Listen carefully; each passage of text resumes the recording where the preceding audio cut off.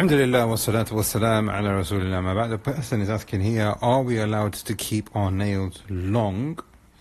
To what extent are we allowed to keep them if we are allowed to? And is it wajib for us to clip our nails? Now, the majority of the ulama have said trimming and clipping your nails is from the fitrah, and the ruling on it is that it is sunnah.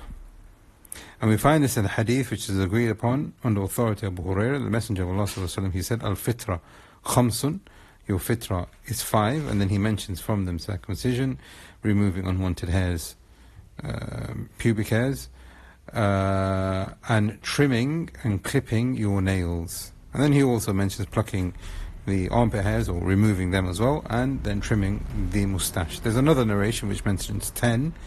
That includes rinsing your mouth and washing out your nose and brushing your teeth using the siwak, and washing between the barajim, meaning the gaps and the creases that you have in your skin, and washing yourself after you've relieved yourself. These are from the fitrah, and the majority have said that it is sunnah. Ibn al-Arabi rahimahullah says that trimming your nails sunnatun bi-ijma'. It is sunnah based on the consensus of the scholars. وَلَا نَعْلَمُ قَائِلٌ بِوُجُوبِهِ لِذَاتِهِ. I don't know of any scholar, he's saying here, Ibn al-Arabi al-Maliki rahimahullah. He said, I don't know any scholar that has said that it is wajib. However, some of the Zahiris have said it's wajib, and from the most recent of scholars, I'll say recent, the last couple of 100 years, Imam al-Shawkani rahimahullah, they have said that it is wajib. Why? Because the Messenger of Allah sallallahu alaihi wasallam commanded it. And their argument is that it's from the fitrah, and if it's from the fitrah, you must preserve the fitrah, which is wajib. The majority have responded by saying that it is not wajib because there are no specifics given to the fitrah argument. Meaning the Messenger of Allah said that these are from the fitrah, meaning preserve your fitrah, but he didn't command you must do such and such. We have another narration though, and this is in Muslim and in other places as well, in the Sunan Nasa'i and others, and this is the authority of Anas. He said, at the time of the Messenger of Allah sallallahu alaihi wasallam, we used to trim our moustache, we used to clip our nails, and we used to pluck our armpit hairs, and we used to remove the unwanted hairs down below, and we never used to leave it for a period of more than 40 days. This is now showing that there is a time period, and it is sunnah for a person to do so within that time period. Now here we have to understand that even though that we are saying that it is sunnah, it doesn't necessarily now mean that a person can be relaxed on this. And the hikmah as to why this is from the sunnah of the Messenger of Allah sallallahu alaihi wasallam is that your nails obviously are going to gather dirt. And Ibn Hajar rahimahullah mentions in his Fath al-Bari, as well as others from the ulama, they have said that the purpose of us trimming our nails is so that we can remain clean, is from our personal hygiene. Therefore, what is now, the next question is, what is now the extent of what we should remove? The whiteness. You see the whiteness there? The whiteness.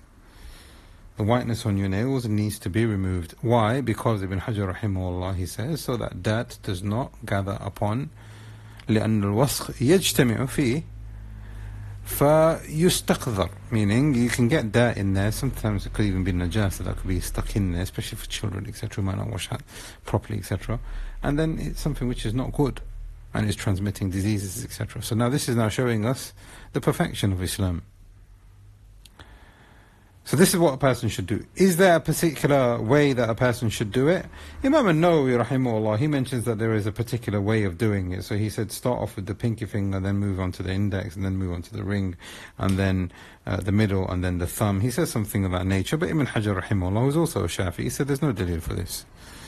Rather, if you want to use evidence, the Messenger of Allah sallallahu alaihi wasallam used to start from the right, في نعاله وفي ترجله. Aisha radiallahu anha, she says that the Messenger of Allah used to begin on the right when he used to wear his clothes, when he used to wear his shoes, and when he used to, groom himself, and he's combing his hair, whenever he's doing. So now when you start, when you're brushing your teeth, when you're clipping your nails, start from the right. So you go right to left, right hand, right to left hand, right to left, feet, right to left, on both feet. Another ruling here, is it now recommended for a person to do it every Jumu'ah? So now we've just said 40 days is the limit. However, we find a group of the scholars saying 40 days is the absolute limit, but a person should do it on a regular basis according to what his needs are. So we are saying here is that whiteness should disappear.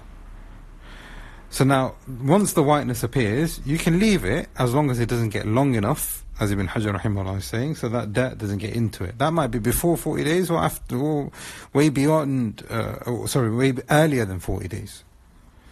But it should not go beyond 40 days. So hopefully we understand that. So now some of them have said do it every Jum'ah, because every week you're going to have a decent amount of whiteness there for you to remove, and then that prepares you for you to adorn yourself for the day of Jum'ah. And some of them said you don't have to do it. I mean, there's nothing set to say that, there's nothing from the Dalil to say that a person should do it every Jum'ah. But I mean, this is from the things that the scholars have mentioned, or from the adab, from you cleaning yourself and making sure that you're presentable. So hopefully this has answered the question for the questioner, and has answered some of the things that are connected to this mas'ala. We ask Allah subhanahu wa ta'ala that He grants us tawfiq and success, and that Allah subhanahu wa ta'ala gives us the bliss of cleanliness in the dunya and the akhirah. هذا والله أعلم وصلى الله على محمد.